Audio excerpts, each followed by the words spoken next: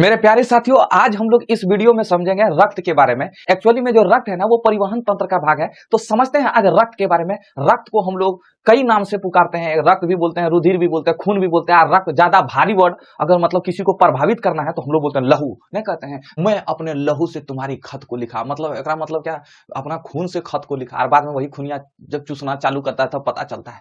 समझ पा रहे हैं। लेकिन इंग्लिश में इसको ब्लड कहते हैं। देखते हैं ना, रक्त, रुधिर, खून, लहू, इंग्लिश में एक ब्लड। जैसे हम लोग टेंगरी, गोड़, पैर कितना बोलते हैं, सिर्फ एकदम इंग्लिश में जो है एक ही वर्ड होता है जिसको हम लोग बोलते हैं लेग।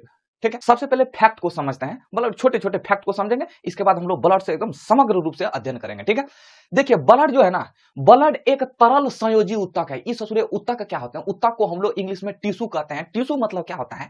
तो देखिए, हमारा शरीर किससे बना है? कोशिका से बना है। तो जब कई कोशिका जब मिल जाता है ना, तो उसको हम लोग उत्तक कहते हैं। यानी कि हम कह सकते हैं कि कोशिका से ही उत्तक बना। और जब उत्तक मिलता है तो क्या बनता है? हड्डी मिलता है तो क्या बनता है? अंग। और पूरे अंग मिल जाता है तो क्या बनता है? शरीर बनता है। तो ये जो ब्लड है ना, वो एक संयोजी उत्तक है। देखिए, उत्तक कई प्रकार के होते हैं। तो उत्तक का एक प्रकार है जिसका नाम है संयोजी उत्तक। संयोजी उत्तक मतलब क्या होता है कि वो सभी अंगों को जोड़ता है। ब्लड क्या करता है? सभी अंगों को जोड़ कर रखता है। अब देखिए ना, किसी भी जगह, हर जगह ब्लड पहुंचा हुआ है। तो इसलिए हम कह सकते हैं ना कि ब्लड जो है सभी अंगों को जोड़ता है, यानी कि संयोग करता है। जो जोड़ता है या संयोग करता है, इसलिए उसका नाम है संयोजी उत्तक। क्या नाम है मित्रों? संयोजी उत्तक। समझ पा रहे हैं मेरी बात को? हमने बताया भी है कि संयोजी उत्तक मतलब क्या होता है। जो पूरे शरीर को कनेक्ट करता है उसे हम लोग क्या बोलते हैं मित्रों? संयोजी उत्तक कहते हैं। ठीक है, अब जरा ध्यान से समझिए। ब्लड जो है ना, वो ब्लड जल से भारी होता है। ब्लड जो है जल से भारी होता है। और तरल मतलब क्या समझे? लिक्विड। ठीक है, पानी क्या है? एक तरल पदार्थ है। अब देखिए, आपसे अगर पूछे कि बताओ ब्लड का स्वाद कैसा होता है, तो आप चाख के तो नहीं देखिए, कैसे बताइएगा? तो वैज्ञानिकों ने इसके लिए खोज किया पीएच का। किसका खोज किया? पीएच का। पावर ऑफ हाइड्रोजन भी कहते हैं इसको। ठीक है, पीएच हम पढ़ाएंगे, केमिस्ट्री का चैप्टर है। ठीक है, ये पीएच क्या होता है? पीएच जिस तरह थर्मामीटर बुखार को नहीं मापता है, उसी तरह ससुरा ये स्वाद को मापता है। किसी भी चीज का स्वाद को मापने का काम कौन करता है? पीएच। पीएच एक स्केल है, थर्मामीटर की तरह होता है। उस स्केल में 0 से लेकर 14 तक के अंक को दर्शाता है। कभी सुने हैं थर्मामीटर की 250 डिग्री बुखार था? बिल्कुल नहीं। तो एक उसका मापक होता है, एक लिमिट होता है। तो इसका लिमिट क्या है? 0 से लेकर 14। अगर मान लीजिए 0 से लेकर 7 आया, अगर किसी वस्तु का पीएच मान 0 से 7 आया, तो वो कैसा होगा? अम्लीय होगा। अम्लीय मतलब स्वाद में कैसा होगा मित्रों? खट्टा होगा। अगर 7 आया तो वो कैसा होगा? उदासीन होगा। ना वो खट्टा होगा और ना ही वो तीखा होगा। समझ पा रहे हैं मेरी बात को? और अगर 7 से 14 आया तो वो ससुरा क्षारीय होगा। क्षारीय मतलब क्या होता है? कड़वा। कड़वा वो भेसियार कड़वा वाला नहीं, क्षारीय मतलब होता है कड़वा या तीखा। समझ पा रहे हैं मेरी बात को? तो ब्लड का स्वाद कैसा होता है? तीखा होता है। कैसे? इसका पीएच मान निकालते हैं। तो इसका पीएच मान कितना? 7.4। तो 7.4 मतलब क्या होता है? 7 से अधिक है तो क्षारीय होगा, और जो क्षारीय होगा वो स्वाद में तीखा होगा। मेरी बात को समझ पा रहे हैं मित्रों? अब देखिए, मानव के शरीर में ब्लड की मात्रा कितनी होती है। तो देखिए, मानव का जो शरीर होता है ना, उसमें ब्लड 5 से 6 लीटर होता है। और अगर पूरे शरीर की बात करें ना, तो पूरे शरीर में 7 से 8% ससुरा ब्लड है। कितना परसेंट ब्लड है? 7 से 8%। हमने क्या बताया कि 5 से 6 लीटर ब्लड होता है। अब महिलाओं में ब्लड कम होता है। तो देखिए, पुरुषों में जो ब्लड की मात्रा होती है वो 5.5 लीटर होता है, जबकि महिलाओं में ब्लड की मात्रा 5 लीटर होता है। समझ पा रहे हैं मेरी बात को? इसके बाद जो ब्लड का रंग जो लाल होता है ना, ब्लड में एक प्रोटीन पाए जाते हैं जिसका नाम है हेमोग्लोबिन। हेमोग्लोबिन एक रंगा पदार्थ है जो लाल रंग का होता है, इसलिए ब्लड का रंग कैसा होता है मित्रों? लाल होता है। क्या मेरी बात को समझ पा रहे हैं? रक्त का क्या काम है? तो रक्त क्या करता है? हमने आपको बताया था श्वसन तंत्र में कि ऑक्सीजन को ले जाता है और उधर से कार्बन डाइऑक्साइड को ले आता है। यानी कि हम कह सकते हैं कि ये जो रक्त जो है वो ऑक्सीजन और कार्बन डाइऑक्साइड और हार्मोन, जितने भी हार्मोनिया होते हैं, उसका परिवहन करने का काम कौन करता है? ब्लड करता है। दूसरा कि ब्लड जो है उत्सर्जी पदार्थों का निष्कासन करता है। उत्सर्जी पदार्थ किसको कहते हैं? उत्सर्जी पदार्थ वे होते हैं जो शरीर से बाहर निकल जाते हैं। जितने भी खराब पदार्थ होते हैं उसको उत्सर्जी पदार्थ होते हैं। जैसे ठेना, ये ससुरा उत्सर्जी हुआ। थूक, खखार, ये सब उत्सर्जी हुआ। ऐसा थोड़ी कि ये खखार जो है, खखार क्या काम का आता है? थूक लेते हैं फिर क्या उसको चाटते हैं क्या? तो वो खखार क्या है? उत्सर्जी पदार्थ है। कान का है मौ, ये क्या हुआ आपका? उत्सर्जी पदार्थ। अरे गुजू, समझ पा रहे हैं? वो कैसा मित्रों? उत्सर्जी पदार्थ है। लेकिन इसका उत्सर्जी पदार्थ अलग होता है। ये क्या करता है ब्लड? देखिए, ब्लड क्या करता है? जितना भी खराब पदार्थ है सबको ले जाता है किडनी महोदय के पास। किडनी बैठल रहता है एकदम पैर दबा के। किडनी को कहता है कि ए चाचा ला लियो, बोलकर लाया, चल ठीक है ला, अब तुम जो ब्लड को भेज देता है। अब जितने खराब पदार्थ होते हैं किडनी उसको बाहर निकाल देता है। किसके माध्यम से? मूत्र विसर्जन के माध्यम से। ठीक है। और जितना अच्छा पदार्थ है वो किडनी उसको छांक कर रख लेता है। यानी कि हम कह सकते हैं कि ब्लड को फिल्ट्रेशन करने का काम कौन करता है? किडनी। यानी कि हम कह सकते हैं कि ब्लड जो है जितना भी खराब पदार्थ होता है किसको दे देता है मित्रों? वो किडनी को दे देता है। और किडनी उसमें क्या करता है? बढ़िया पदार्थ को छांक कर रख लेता है और खराब पदार्थ को क्या करता है? बाहर निकाल देता है। अब इसके बाद इसका क्या काम है? तो देखिए ये क्या करता है, ये ताप को नियंत्रित करने का काम करता है। यानी कि हमारे शरीर को तापमान को नियंत्रित करता है। पूछेगा कैसे? जब कोई भी चीज दौड़ता है ना तो वो गर्म होता है। समझ पा नहीं? देखते हैं, अगर मान लीजिए हम मोटरसाइकिल चला रहे हैं, तो मोटरसाइकिल चला रहे हैं तो वो दौड़ रहा है तो मोटरसाइकिल का इंजन कैसा होता है? वो गर्म होता है। तो हमारे शरीर में क्या चीज दौड़ रहा है? ब्लड दौड़ रहा है। तो ब्लड क्या करता है? हमारे शरीर के तापमान को नियंत्रित करता है। और चौथा ये है, हम जब कभी कट जाते हैं ना, तो जब कटते हैं तो अगर वहां जब तक ब्लड नहीं जमेगा तब तक वो ब्लड निकलना बंद नहीं होगा। तो इसलिए हमारे शरीर में थका बनता है ब्लड। अगर थका बनेगा तभी वो ब्लड रुकेगा। समझ पा रहे? ये हमने 4 कार्य ब्लड के बारे में बताया। उम्मीद करते हैं कि आप समझे होंगे। इसके बाद देखिए, हम लोग समझते हैं ब्लड का निर्माण कहां होता है। तो देखिए, ब्लड का निर्माण 2 अवस्था में होता है। अगर कोई वयस्क मनुष्य है, वयस्क मनुष्य मतलब बुढ़ारी, यानी बुढ़ोती अवस्था को वयस्क बोलते हैं, और जवान और बुढ़ोती अवस्था को हम लोग वयस्क अवस्था बोलते हैं। ठीक है। और एगो होता है भ्रूण। ये ससुरा भ्रूण क्या होता है? ध्यान से समझिएगा। जब बच्चा जो है पेट में रहता है तो उसको बोलते हैं भ्रूण। क्या बोलते हैं? भ्रूण। और अगर जहां निकल गया तो उसको हम लोग बोलते हैं बच्चा। ठीक है। समझ रहे हैं भ्रूण क्या और बच्चा क्या होता है? तो जो छोटा बच्चा होता है ना, उसका ब्लड का जो निर्माण होता है वो यकृत में होता है। यकृत को इंग्लिश में हम लोग बोलते हैं लीवर। और जो वयस्क मनुष्य है, तो वयस्क मनुष्य के शरीर में जो ब्लड का जो निर्माण होता है अस्थि मज्जा में होता है। ये ससुरा अस्थि मज्जा क्या होता है? चिकन खाए हैं, मुर्गा जब खाते हैं ना तो उसके हड्डियां नहीं देखते हैं, जब हड्डियां कुछ कुचवाते हैं आप ऐसे दांत से एकदम कट मारते हैं, आप देखिए उसके अंदर में, हड्डी के अंदर में जो है आपको ब्लड जैसा पदार्थ मिलेगा, उसी को अस्थि मज्जा कहते हैं। तो ब्लड का निर्माण कहां होता है? अस्थि मज्जा में होता है। और जमा कहां होता है? तो ब्लड जमा होता है इस जगह पर, यानी कि बायां साइड में जो उदार गुहा का जो बायां साइड है ना, अमाशय के बायां साइड ऊपर में होता है आपका पिलीहा। पिलीहा कोई बोलते हैं तिल्ली, इंग्लिश में बोलते हैं स्प्लीन। समझ पा रहे हैं मेरी बात को? अगर आप देख पा रहे होंगे तो एक बार देखिए कहां है आपका पिलीहा। समझे?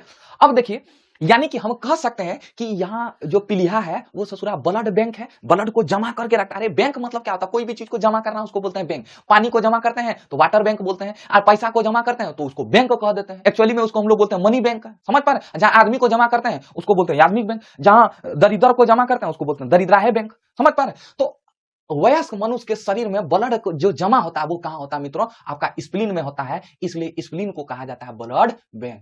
समझ लो चाचा है? आपका स्प्लीन होता कहां है? तो बायां साइड में, उदर के बायां साइड में ऊपरा वाला भाग में होता है स्प्लीन। थैला नियर होता है, लाल लाल होता है। लाल काहे होता है? उसमें ब्लड है तो हेमोग्लोबिन होगा। हेमोग्लोबिन का रंग कैसा होता है? लाल होता है। ठीक है। अब इसके बाद हम लोग समझते हैं हेमोग्लोबिन क्या होता है। हेमोग्लोबिन को हम लोग HB से दर्शाते हैं। किससे दर्शाते हैं? HB। यह ससुरा एगो प्रोटीन है। यह क्या है? एक प्रकार का प्रोटीन है। और हेमोग्लोबिन जो है पुरुषों में जो होता है 14 ग्राम पर डेसीलीटर होता है। 14 ग्राम पर डेसीलीटर मतलब समझे? एक्चुअली में जो है इसको हम लोग हेमोग्लोबिन को लैब में, डॉक्टर जो लैब में जो जांच करते हैं ना, उसको डेसीलीटर में जांच किया गया, इसलिए हम लोग मान लेते हैं कि उसको डेसीलीटर 14 ग्राम पर डेसीलीटर मान लेते हैं। ठीक है। और स्त्री में जो है हेमोग्लोबिन 13 ग्राम पर डेसीलीटर होता है। काहे होता है? तो देखिए स्त्री में हमने बताया था ना, आधा लीटर ब्लड कम होता है। तो जब आधा लीटर ब्लड कम होगा तो इसमें हेमोग्लोबिन भी तो कम होगा ना, तो इसमें 1 ग्राम पर डेसीलीटर कम होता है। ठीक है। समझ पा रहे? और वही अगर घट बढ़ जाएगा तो बीमारी होगा, आपको एक से एक बीमारी होगा, एनीमिया वगैरह बीमारी होगा। हम बताएंगे भी एनीमिया बीमारी कैसे होता है। ठीक है। और इसमें जो है लोहा तत्व पाए जाते हैं। ब्लड में कौन से तत्व पाए जाते हैं मित्रों? लोहा का तत्व पाए जाते हैं। अगर पूछ दे कि कौन से धातु पाए जाते हैं तो कौन से धातु पाए जाते हैं मित्रों? लोहा पाए जाते हैं। समझ पा रहे हैं? यानी कि ब्लड में आयरन मौजूद होते हैं। जरा ध्यान से समझिएगा कि ये जो ब्लड होता है ना, जैसे ब्लड है, ब्लड में क्या मौजूद होते हैं? आरबीसी। और इस आरबीसी में क्या मौजूद होते हैं? हेमोग्लोबिन। और हेमोग्लोबिन में क्या मौजूद होते हैं? आयरन। हम अभी आगे पढ़ाएंगे आपको आरबीसी क्या होता है। समझ पा रहे हैं मेरी बात को? तो ये चीज आपको इस चेन को याद रखना है। समझ पा रहे हैं? अगर समझे तो एक बार स्क्रीनशॉट लीजिए। अब हम लोग समझते हैं कि रक्त जो है ना, रक्त कितने घटक से मिलकर बने होते हैं, यानी कि रक्त जो है कितने पदार्थों से मिलकर बने होते हैं। तो रक्त जो है ना 2 पदार्थों से मिलकर बने होते हैं। जिस तरह पानी और चीनी का मिश्रण होता है ना, शरबत, सोचिए कि उसी तरह है हमारा रक्त। एक होता है द्रव और एक होता है ठोस। चीनी क्या है मित्रों? ठोस है। तो दोनों को मिला देते हैं, एक मिश्रण उत्पन्न होता है, उस मिश्रण को हम लोग शरबत कहते हैं, लेकिन यहाँ हमारे शरीर में उस मिश्रण को हम लोग क्या बोलते हैं, रक्त कहा जाता है। तो रक्त कितने पदार्थों से मिलकर बने होते हैं, दो, एक ठोस और दूसरा द्रव। ब्लड में जो ठोस वाला भाग है ना, उसको बोलते हैं रुधिराणु। क्या बोलते हैं, रुधिराणु, राणु मंडल है रुधिराणु, या नहीं तो उसको रुधिर कणिकाएं, इंग्लिश में बोलते हैं ब्लड कार्पसेल्स। क्या बोलते हैं, ब्लड कार्पसेल्स। और जो द्रव वाले भाग होते हैं, जो पानी जैसा भाग होते हैं, उसको हम लोग बोलते हैं प्लाज्मा। क्या बोलते हैं मित्रों, प्लाज्मा।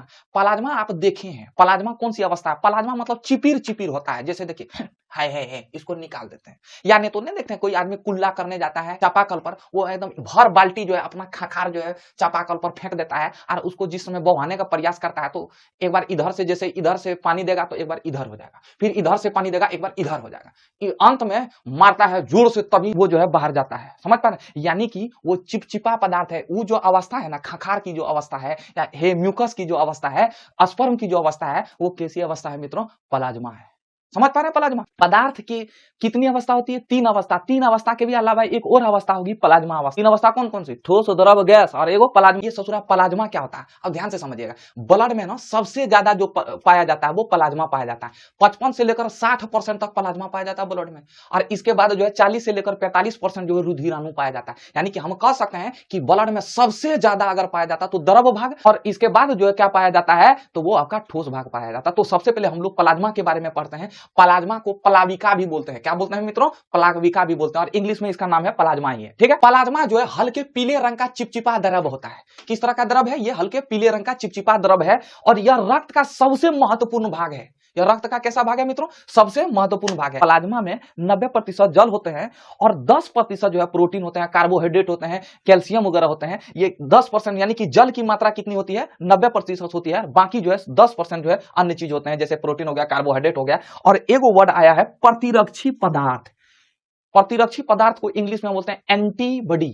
एंटीबॉडी, एंटीबॉडी क्या होता है, जब हमारे शरीर में बैक्टीरिया कोई बीमारी जो हमारे शरीर में अटैक करता है, उस बीमारी से रक्षा करने का काम कौन करता है, यही एंटीबॉडी पदार्थ। अब प्लाज्मा का क्या काम है, तो सबसे पहले ये प्लाज्मा क्या करता है, प्रोटीन, हार्मोन वगैरह जितने भी गैस होते हैं, इसको ले जाने का काम कौन करता है, आपका प्लाज्मा करता है। और प्लाज्मा सुरक्षा भी प्रदान करता है, क्यों, क्योंकि इसमें प्रतिरक्षी पदार्थ पाया जाता है। हमने आपको बताया ना, प्रतिरक्षी पदार्थ क्या होता है, जो बीमारी से रक्षा करता है, तो उस प्रकार के पदार्थ को क्या बोलते हैं मित्रों, प्रतिरक्षी पदार्थ कहते हैं। प्लाज्मा जो है ब्लड में माध्यम का काम करता है। इस माध्यम क्या होता है, पुष्पा मूवी देखे हैं आप, अगर देखे नहीं होंगे तो एक बार देखिएगा उस मूवी को, झुकेगा नहीं। उसमें क्या होता है कि एक पुष्पा नाम का एक व्यक्ति है, पुष्पा नाम का व्यक्ति है, वो पुरुष है, स्त्री नहीं है, ठीक है, वो व्यक्ति है, वो क्या करता है, वो चंदन की लकड़ी का कारोबार करता है।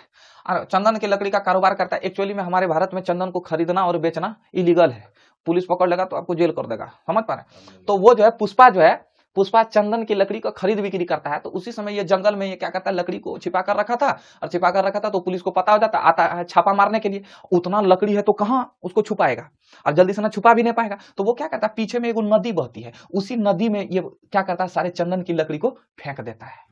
और जब फेंक देता है तो नदी क्या करता है, वो हले ले जाता है। तो यानी कि पानी क्या हुआ, माध्यम हो गया, लकड़ी को एक जगह से दूसरी जगह ले गया, वो पानी क्या हो गया मित्रों, माध्यम हो गया। तो उसी तरह हमारे ब्लड में जो प्लाज्मा है वो क्या है ससुरा, ब्लड का माध्यम है। समझ पा रहे मेरी बात को, समझे चाचा। प्लाज्मा में कई प्रोटीन उपस्थित होते हैं, और जो प्लाज्मा में जो प्रोटीन उपस्थित होते हैं उसे प्लाज्मा प्रोटीन कहते हैं। ये प्लाज्मा का प्रोटीन है, इसलिए इसका नाम है plasma protein. Plasma protein actually में 3 प्रकार के होते हैं। पहला है फाइब्रोनोजिन, दूसरा है प्रोथ्रोम्बिन, और तीसरा है हिपेरिन। ये फाइब्रोनोजिन और प्रोथ्रोम्बिन क्या करता है, ये रक्त को थका बनाता है। थका मतलब समझे, थका मतलब रक्त को जमाता है। अभी हम समझेंगे आगे के स्लाइड में कि समझेंगे कि रक्त का थका क्या होता है। ये ससुरा थका को ही हम लोग बोलते हैं जमना, रक्त को जमाता है। जब हम कहीं कट जाते हैं ना, तो रक्त को जमाने का काम कौन करता है, यही प्रोटीन करता है, फाइब्रोनोजिन, प्रोथ्रोम्बिन। हिपेरिन अलग काम करता है, हिपेरिन के बारे में हम आपको बताएंगे, ठीक है। तो ये सभी प्रोटीन रक्त को थका बनाने में सहायक होते हैं, और ये सभी प्रोटीन का निर्माण कहां होता है मित्रों, ये सभी प्रोटीन का निर्माण आपका यकृत में होता है, जिसको हम लोग लीवर कहते हैं। तब तक आप इसका स्क्रीनशॉट लीजिए, हम लोग इसके बाद समझते हैं रक्त का थका क्या होता है। अब हम लोग समझते हैं कि ब्लड का क्लोटिंग क्या होता है, ब्लड का थका बनना या जमना क्या कहलाता है। इंग्लिश में उसे क्लोटिंग कहते हैं। क्या बोलते हैं मित्रों, क्लोटिंग कहते हैं। तो शरीर के किसी भी कटे स्थान पर जब रक्त जम जाता है तो उसे हम लोग बोलते हैं रक्त का थका बनना, ठीक है। मान लीजिए आप यहां कट गए, ठीक है, और जब आप यहां कट जाते हैं तो अगर मान लीजिए ब्लड नहीं जमेगा, तो अगर ब्लड नहीं जमेगा तो क्या होगा, ब्लड निकलता चला जाएगा। जब ब्लड निकल जाएगा तो शरीर का सारा ब्लड खत्म हो जाएगा, और जब ब्लड खत्म होगा तो हम सही ढंग से सांस नहीं ले पाएंगे, अंततः उस व्यक्ति की मृत्यु हो जाएगी। तो इसलिए ब्लड का थका बनना भी, यानी कि ब्लड का जमना भी बहुत ही महत्वपूर्ण है। अगर नहीं जमेगा तो उस व्यक्ति की मृत्यु भी हो सकती है। अब ये ब्लड को जमाने का काम कौन करता है, जरा ध्यान से समझ। तो ब्लड को जमाने का काम, अगर रुधिराणु की बात करें तो एक रुधिराणु है जिसको हम लोग प्लेटलेट्स बोलते हैं। क्या बोलते हैं? प्लेटलेट्स। रुधिराणु के कई प्रकार होते हैं, आरबीसी, डब्ल्यूबीसी, और एक होते हैं प्लेटलेट्स। ठीक है, तो वो जो प्लेटलेट्स होते हैं ना, वो ससुरा रक्त को थका बनाने में मदद करता है।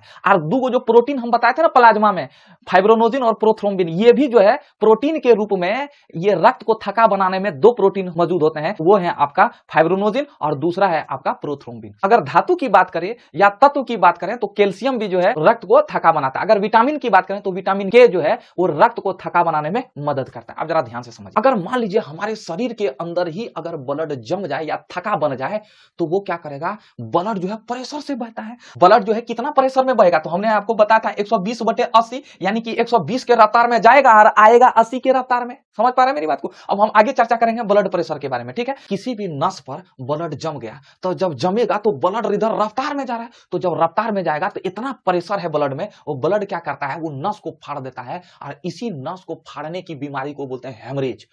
आप सुने होंगे ब्रेन हेमरेज। अक्सर जो है हेमरेज की बीमारी मस्तिष्क में होती है। पूछेगा क्या है, तो मस्तिष्क का जो नस होता है वो ससुरा पतला पतला होता है। अगर किसी भी कारण जो है मस्तिष्क के नस में अगर रक्त का थका बन गया तो वो नस को जो है ब्लड क्या करेगा, फाड़ देगा, और इस फाड़ने की बीमारी को ब्रेन हेमरेज कहते हैं। अगर वही घटना पेट में होता तो उसको बोलते हैं पेट हेमरेज, अगर हाथ में होता तो उसको बोलते हैं हाथ हेमरेज। समझ पा रहे हैं? लेकिन ये हेमरेज की घटना कहां होती है मित्रों? ब्रेन में। इसलिए हम लोग अक्सर सुने होंगे कि ओकरा ब्रेन हेमरेज हो गया। ब्रेन हेमरेज मतलब क्या होता है, नस को फाड़ देता है। अगर रक्त थका बन गया शरीर के ही अंदर या नस में बन गया, जो रक्त है वो ससुरा नस को फाड़ देता है। इसी बीमारी को हम लोग हेमरेज कहते हैं। समझ पा रहे हैं मेरी बात को? तो इसके लिए भगवान ने एगो प्रोटीन डाउनलोड किया जिसका नाम है हिपेरिन। इसका नाम क्या है? हिपेरिन। हमने आपको प्लाज्मा के प्रोटीन के बारे में अभी बताया था कि प्लाज्मा जो है 3 प्रकार के प्रोटीन होता है, एगो फाइब्रोनोजिन, प्रोथ्रोम्बिन और तीसरा होता है हिपेरिन। ठीक है, ये फाइब्रोनोजिन और थ्रोम्बिन जो होते हैं ये ससुरा रक्त को थका बनाता है, और हिपेरिन जो है ये ससुरा हिपेरिन क्या करता है, रक्त को थका बनने नहीं देता है।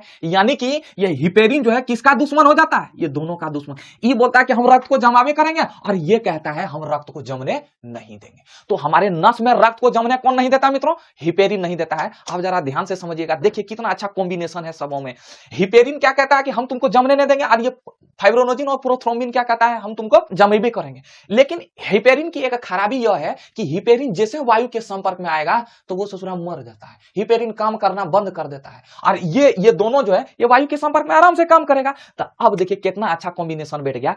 प्रोथ्रोम्बिन और जो फाइब्रोनोजिन है वो बोलता है कि हम रक्त को जमा भी करेंगे, और हिपेरिन कहता है हम जमने ही नहीं देंगे। लेकिन जैसे वायु के संपर्क में आता है ये ससुरा मर जाता है, ये टिंगर जाता है। तो अब जैसे हम कटेंगे तो हिपेरिन वहां रहेगा, तो हिपेरिन वहां वायु के संपर्क में जैसे आएगा मर जाएगा, और जैसे मरेगा अब उसके कब्र पर मोमबत्ती कौन जलाएगा? हिपेरिन के कब्र पर मोमबत्ती कौन जलाएगा? फाइब्रोनोजिन और प्रोथ्रोम्बिन जलाएगा। यानी कि घाव को थका, वहां रक्त में थका बनाने का काम कौन करेगा? फाइब्रोनोजिन और प्रोथ्रोम्बिन। और कई ऐसे विटामिन के रूप में कौन विटामिन थका बनाते हैं? विटामिन के। प्रोटीन के रूप में फाइब्रोनोजिन, प्रोथ्रोम्बिन, और रुधिराणु के रूप में थ्रोम्बोसाइट को ही प्लेटलेट्स बोलते हैं। समझ पा रहे हैं? ये सभी जो है ये रक्त को थका बनाते हैं, जबकि हिपेरिन एकलौता है ये रक्त थका बनने नहीं देता है। लेकिन इनकी ये खराबी है कि ये जैसे वायु के संपर्क में आएगा ये मर जाता है, ये काम करना बंद कर देता है। अगर मान लीजिए कट गए और हिपेरिन अगर वहां आ गया, अगर हिपेरिन काम करता, वायु के संपर्क में अगर काम करता है, तब तो ससुरा व्यक्ति की मृत्यु हो सकती है। क्यों? हिपेरिन क्या करता है? रक्त को थका बनने नहीं देता, और जब रक्त को थका नहीं बनने देगा तो क्या होगा? ब्लड का स्रावन हो जाएगा, ब्लड निकलता चला जाएगा, बाहर निकलेगा, जिस कारण उस व्यक्ति की मृत्यु भी हो सकती है। लेकिन हिपेरिन क्या होता है कि जैसे करता है, हिपेरिन क्या होता है? वायु के संपर्क में आता है, मर जाता है, और उसके कब्र पर मोमबत्ती जलाने का काम कौन करता है? फाइब्रोनोजिन और प्रोथ्रोम्बिन। समझ पाए? ये रक्त को थका बना देता है, अब घाव को धीरे धीरे जमा देता है। देखिए रक्त को थका बनाने में 4 मिनट का समय लगता है। देखते हैं ना, अगर कोई आदमी कट जाता है तो यहाँ पकड़े रखता है, अगर तुरंत छोड़ देते हैं तो खून निकलते रहता है। और 4 मिनट तक आप उसको चापे रखिए, देखिए ब्लड निकलना बंद हो जाएगा। रक्त को थका बनने में कितना समय लगता है? 4 मिनट। हम लिखे भी हैं, कहाँ लिखे हैं चाचा? देखिए ब्लड को जमने में 4 मिनट का समय लगता है। समझ पा रहे हैं मेरी बात को? एकदम कॉन्सेप्ट से समझना। तो हमने क्या पढ़ा कि अगर रक्त जो है नस में ही जम जाएगा तो ब्लड नस को फाड़ देगा। उस प्रकार की बीमारी को हेमरेज कहते हैं। हेमरेज की बीमारी ब्रेन में होती है, इसलिए हम लोग अक्सर सुनते हैं कि ओकरा ब्रेन हेमरेज हो गया। और रक्त रक्त को थका बनने में कितना समय लगता है? 4 मिनट का समय लगता है। और नस में जो है, नस में ब्लड ना जमे, इसके लिए कौन सा प्रोटीन काम करता है मित्रों? हिपेरिन करता है। और अगर कट जाए तो वहां कौन सा प्रोटीन काम करेगा? फाइब्रोनोजिन और प्रोथ्रोम्बिन। ये रक्त को थका बनाता है और ये सब भी प्रोटीन के रूप में फाइब्रोनोजिन और प्रोथ्रोम्बिन, विटामिन के, कैल्शियम और जो है यानी कि धातु या तत्व के रूप में कैल्शियम और रुद्राणु के रूप में थ्रोम्बोसाइट, ये सभी जितने हैं ना, ये सभी हमारे रक्त को थका बनाते हैं, जबकि हिपेरिन जो है रक्त को थका बनने नहीं देता है। समझ पा रहे हैं मेरी बात को? अब ध्यान से समझिए। देखो वर्ड सुने होंगे आप सीरम, पता नहीं आप सुने हैं कि नहीं सुने, लेकिन आज आपको सुनना पड़ेगा। ठीक है, इसे क्वेश्चन भी पूछता है। ये सीरम क्या होता है? जब रक्त के प्लाज्मा में से फाइब्रोनोजिन प्रोटीन को निकाल लेते हैं, फाइब्रोनोजिन प्रोटीन को पकड़ेंगे, कान पकड़ के उसको निकाल देते हैं, तो जितना भी बचा पदार्थ है उसको हम लोग बोलते हैं सीरम। और हम लोग जब ब्लड जांच कराने जाते हैं ना, तो इसी सीरम का जांच कराते हैं। यानी कि सीरम मतलब क्या होता है? फाइब्रोनोजिन रहित, उसमें फाइब्रोनोजिन नहीं रहेगा, तो उस ब्लड को हम लोग क्या बोलेंगे मित्रों? सीरम कहेंगे। क्या बोलेंगे? सीरम। और यह कैसा होता है? हल्के पीले रंग का होता है। अगर आप नहीं देखे हैं तो एक बार आप देखिए कैसे होता है। देखिए सीरम, हम लोग ब्लड जांच कराने गए ना, तो यही सीरम का जांच होता है और यही सीरम से पता कर लेते हैं कि आदमी का कौन सा बीमारी है। तो वही लिखे हैं कि बीमारियों की जांच सीरम से की जाती है। क्या मेरी बात को समझे मित्रों? अगर समझे तो एक बार इसका दिल से स्क्रीनशॉट लीजिए। मेरे प्यारे मित्रों, ये वीडियो ज्यादा बड़ा हो जाएगा। हमने आज इस वीडियो में प्लाज्मा के बारे में चर्चा किया।